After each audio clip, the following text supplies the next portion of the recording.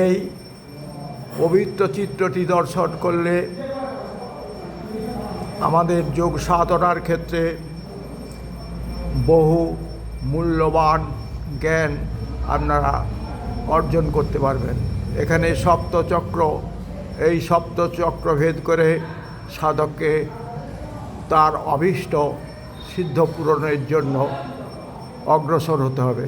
এই সপ্তচক্র সম্বন্ধে যদি আমাদের জ্ঞান না থাকে তাহলে আমাদের সাধনা বা দেহতত্ত্ব সম্বন্ধে সব জ্ঞানই বৃথা হবে। মূলাধারে কুলকুণ্ডলী রয়েছে, স্বাধিষ্ঠান, মণিপুর, অনাহত, আজ্ঞাচক্র, সহস্রা। এই সপ্তচক্র আমাদের ভেদ করে উঠতে হবে, মন্ত্র সাধনা করতে হবে। তাই এই সপ্তচক্রের মূল্যবান ছবিটি আপনাদের কাছে উপস্থিত করলাম। আপনারা এর মহাতত্ত্ব উপলব্ধি করুন।